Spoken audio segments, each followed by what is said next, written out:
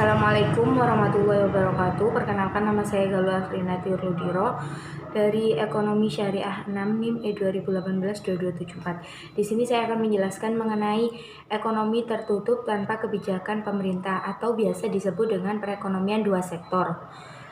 Yang dimaksud perekonomian dua sektor atau perekonomian tertutup tanpa kebijakan pemerintah ialah perekonomian yang tidak lagi melibatkan ekspor dan impor di dalamnya. Jadi tidak ada lagi ekspor dan impor di dalamnya, dan terdiri dari pengeluaran yang dilakukan oleh rumah tangga konsumen dengan rumah tangga. Biasanya perekonomian tertutup ini tidak ada subsidi dari pemerintah, tidak ada subsidi ataupun pengambilan pajak dari pemerintah.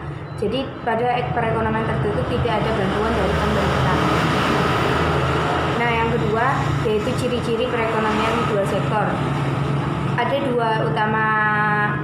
dua utama ciri-ciri perekonomian dua sektor. Yang pertama ialah sektor perusahaan menggunakan faktor-faktor produksi yang ada pada rumah tangga tersebut dan juga memperoleh pendapatan berupa gaji dan upah bagi karyawan yang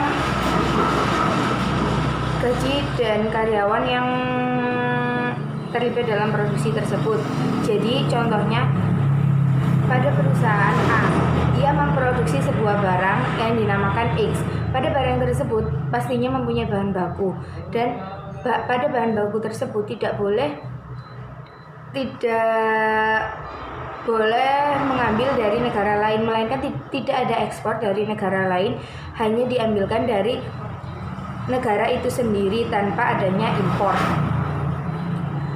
Begitu juga dengan tenaga kerja yang bekerja di dalamnya. Di dalam perusahaan tersebut tidak boleh menggunakan tenaga kerja dari luar negeri, melainkan hanya tenaga kerja dari rumah tangga itu sendiri, yaitu pada negara itu sendiri. Dan tenaga kerja itu akan mendapatkan upah ataupun gaji dari kerja kerasnya. Yang kedua, ciri-cirinya adalah sebagian besar pendapatan yang diterima rumah tangga akan digunakan untuk konsumsi, yaitu seperti contoh sebelumnya yang telah saya jelaskan mengenai tenaga kerja yang mendapatkan upah atau gaji, lalu mereka akan menggunakan upah atau gaji tersebut untuk membeli konsumsi. Mereka akan menjadi konsumen yang dihasilkan oleh produk-produk oleh perusahaan-perusahaan tersebut. Jadi pada perekonomian dua sektor ini hanya terlibat antara di dalam negeri saja, di mana si produsen memproduksi, dia dibantu oleh tenaga kerja, lalu si tenaga kerja akan membeli kembali produk tersebut. Nah, yang ketiga ini ada alur pendapatan perekonomian dua sektor. Pada alur pendapatan perekonomian dua sektor itu kan ada dua instrumen penting, yaitu rumah tangga konsumen dan rumah tangga produsen, di mana rumah tangga konsumen menjual produksi berupa barang jasa kepada produsen. Kemudian yang produsen memberikan pendapatan sebagai balas jasa. Seperti contoh yang tadi, yang konsumen memberikan tenaganya dia kepada produsen, lalu produsen memberikan balas jasa seperti upah atau gaji. Kemudian si konsumen yang telah mendapatkan uang tersebut akan membeli barang-barang jasa dari produsen tersebut. Kemudian produsen menjual kembali barang-barang tersebut. Jadi antara produsen rumah tangga dan produsen rumah tangga konsumen dan rumah tangga konsumen dan rumah tangga produsen memiliki saling keterkaitan antara satu sama lain. Untuk selanjutnya yaitu mengenai rumus keseimbangan dua sektor.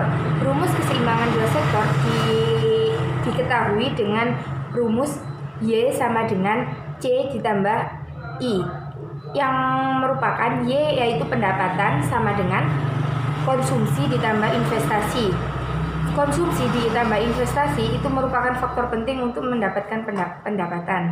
Nah, yang kelima yaitu fungsi konsumsi dan tabungan. Fungsi konsumsi dan tabungan dituliskan dengan rumus C sama dengan A kecil plus B kali Y besar. C merupakan besarnya keluaran konsumsi rumah tangga sama dengan A, yaitu besarnya konsumsi yang tidak tergantung pada jumlah pendapatan, ditambah hasrat marginal dari masyarakat untuk melakukan konsumsi, dikali pendapatan yang siap digunakan untuk mengkonsumsi tersebut. Yang keenam, ada fungsi konsumsi dan tabungan dalam ekonomi konvensional. Ada dua pendapat mengenai fungsi konsumsi dalam ekonomi konvensional. Yang pertama adalah menurut Fransko dan Friedman. Ada dua, yaitu Fransko dan Friedman. Menurut Fransko, yaitu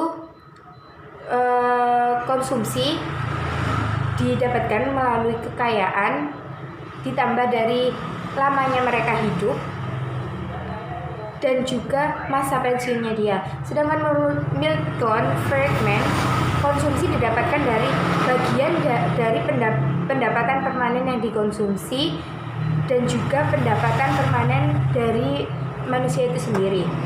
Yang ketujuh, ada fungsi konsumsi dan tabungan dalam Islam, dalam ekonomi Islam tepatnya.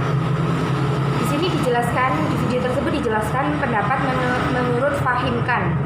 Yang pertama, menurutnya konsumsi yang dilakukan untuk kebutuhan sendiri yang dilambangkan dengan notasi E1 untuk jalan menuju keridhaan Allah dinotasikan dengan E2. Jadi menurut Fahimkan, instrumennya yang ada dalam fungsi konsumsi yaitu kebutuhan diri sendiri dan jalan menuju keridhaan Allah yang dilambangkan dengan E1 dan E2. Yang kedua, berdasarkan rumus itu ada dinotasikan menawarkan fungsi konsumsi yaitu C bintang sama dengan AO plus AU plus YU. Segitu. Yang ketiga yaitu hipotesis pendapatan mutlak. Hipotesis pendapatan mutlak dirumuskan dengan Z sama dengan AY. Hipotesis ini menyatakan konsumsi dalam periode waktu tergantung pada pendapatan siap konsumsi pada periode tersebut. Jika menurut Mutwalli, hipotesis pendapatan mutlak dirumuskan dengan C sama dengan dalam kurung C plus B tutup kurung YP plus B kali YS. Mungkin itu saja. Untuk yang terakhir yaitu mengenai fungsi investasi dengan pendekatan ekonomi Islam dan konvensional. Ada perbedaan mengenai fungsi investasi ekonomi konvensional dan ekonomi Islam.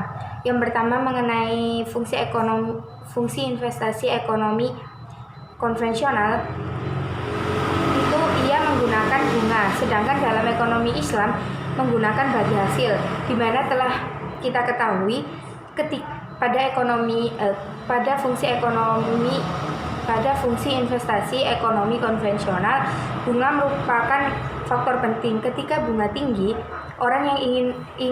banyak orang yang ingin berinvestasi, sedangkan ketika bunga rendah, produsen akan berusaha mengembangkan sistem realnya masing-masing, akan berlomba-lomba mengembangkan sistem realnya masing-masing.